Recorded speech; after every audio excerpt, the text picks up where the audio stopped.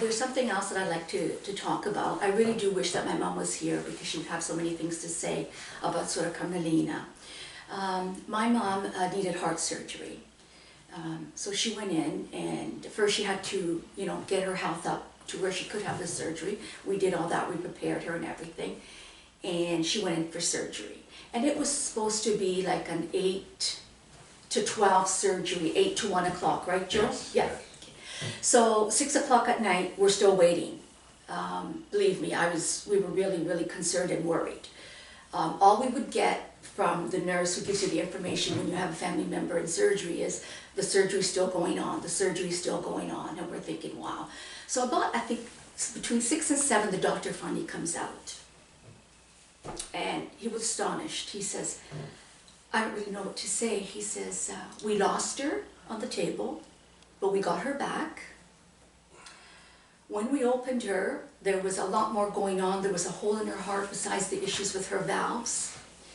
He says, this is truly miraculous how she's still alive.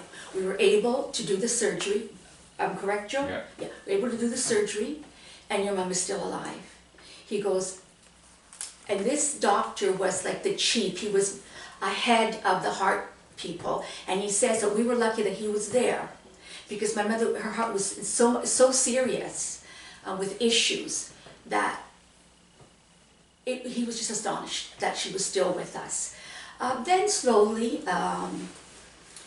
we were able to visit her. She was in intensive care for quite a while. And we started having little issues where she really wasn't waking up. She wasn't waking up, things weren't looking good. So I decided to call. My mother was very involved. Again, I know I'm repeating myself with Sora Carmelina. They had a lot of prayer groups and rosary groups. So of course we wasted no time in contacting the ladies that were in my mother's prayer group to say, I need you guys to come down and pray. Now these ladies all prayed for Sora Carmelina with Sora Carmelina. This is a Sora Carmelina group, Teobali group. So these ladies, absolutely, there was 3 or 4 of them, came beside my mother's bedside, praying. Let me backtrack a bit. So before this, we were told by the doctors, they, of course, when you're not waking up, they do some tests. So they were telling us that she was kind of brain dead. If she ever did wake up, which was 98% she would not, she would be a vegetable. And they said, would you really like her to live that way? First of all, we really don't feel that she is, that the percent that she's going to wake up is very low. So I said to them, I'm not giving up on her. So she remained on machines, and she remained like in almost like an intensive care area. So then I contacted the ladies, and they came down and they prayed. My sister-in-law, who reads Italian, we would go down, and my sister-in-law, Linda Ferrito, she would read the Bible and Bible stories to my mom beside her bed. Because my mother, to be honest with you, was very religious, very super religious. I know she told me that many years ago in Italy, she always thought of becoming a nun herself. And when people had any issues and needed a prayer, Amelia Ferrito was the person they would call right away. And my mother would say, I'm on it, I'm doing it. And of course, with Sora Carmelina, always with Sora Carmelina. So my mom's surgery was in March, if I recall correctly. May. May? Okay, my mother's surgery was in May, excuse me. And as we prayed beside her, and the doctors kept calling family meetings, at this point, really, there's no hope. And I remember me, my brother, my father sitting there, and the doctors were like here at the hospital, and they're telling us this. So I turned around to my brother and I said, if it's room, if they want to take the machines off because they need room, she's coming to my house. I go, because I'm not ready to give up on her. So then my brother told them, we're not at this point yet. So we kept praying. And then my sister-in-law and I, when we went, we kind of would see maybe like a different color in her face. Or, I'd touch her and she was feeling a little bit different than she used to. So one day, I don't want to make this a long story, so one day we were sitting beside my mom. My sister-in-law was reading her Italian Bible, and I was there, and the curtains were mostly drawn, so my mother, she was asleep, my mother wasn't awake. So we were kind of towards the foot of the bed. And all of a sudden, we heard, Laura. And so I stopped, and my sister-in-law looked over at me, and I looked over at her, and I says, Linda, my sister-in-law Linda, I says, Linda, did you, because I thought I was so devastated by now, because we had never been told that there was a chance she would never wake up. I said, Linda, did I hear something, or am I just, because I'm so devastated, I'm praying to hear? She goes, no, Laura, I think your mom said something. So we got up so fast. My sister-in-law, actually, I got up and I went near my mom. My sister-in-law ran out of the room, screaming, we need help, nurses, nurses. So I went over, she goes, Laura. I go, Mami. She goes, you never left my side. I go, no, none of us did. She goes, I know. And even Suor Carmelina's been with me. She brought me back to you. Now, after that, those were my mother's first words, right, Joe? Yeah. Okay.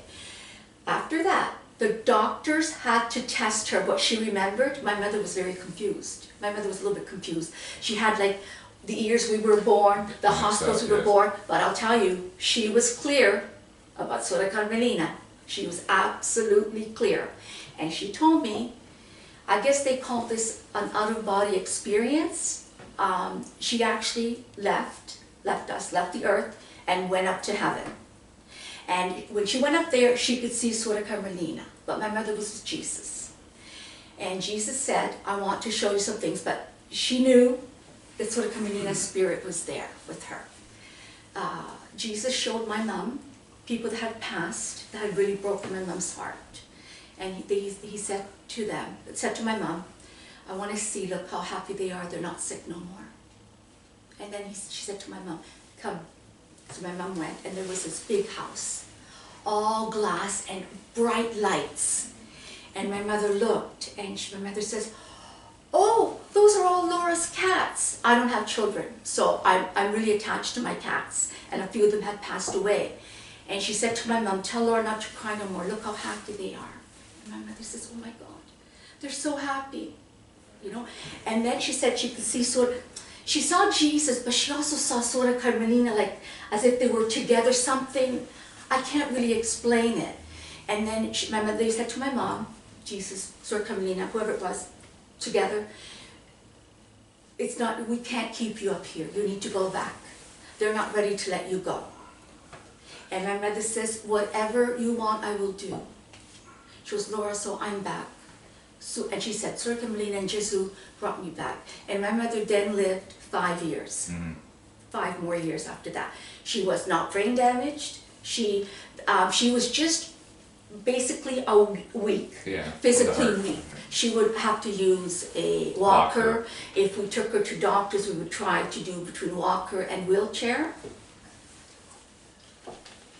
But she told us. Which year? It was Suor Carmelina. Which year was that one when she dreamed about Suor Carmelina? I'm sorry? The year of surgery.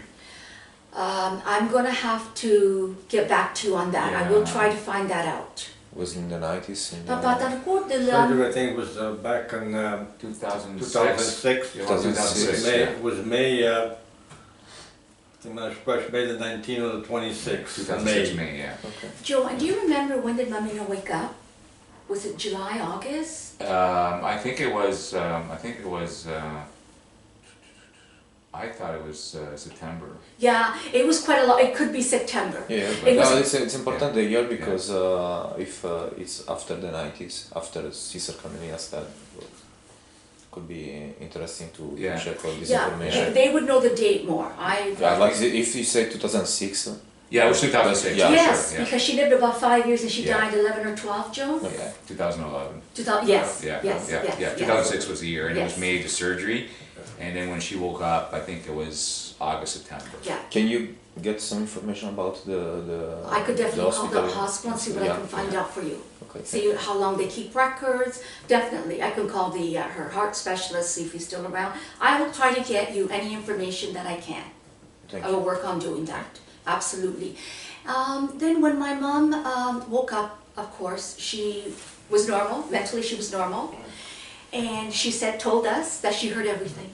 She heard all the ladies praying beside her, right, Joan? Mhm. Remember? She heard us talking, asking her to please come back to us. My dad went down every day and did exercises as she did leg exercises with my mom to try to keep her blood and her circulation going. My mom, I think she had swollen up, something to do with her kidneys or water or something. They put her on machines on a special bed. I mean, it really, like when I look back, it really didn't look good.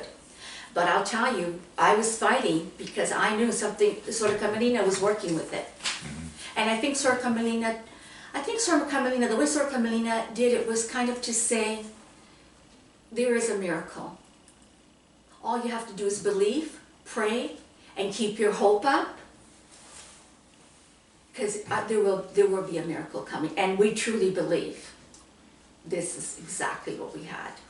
And I truly believe that Sor Carmelina, now when I think back to all the things, is truly a saint, truly. And when you went to see her and talk to her, she was different. She was always calm, never raised her voice, and a lot of times she'd want to take your hand and close her eyes.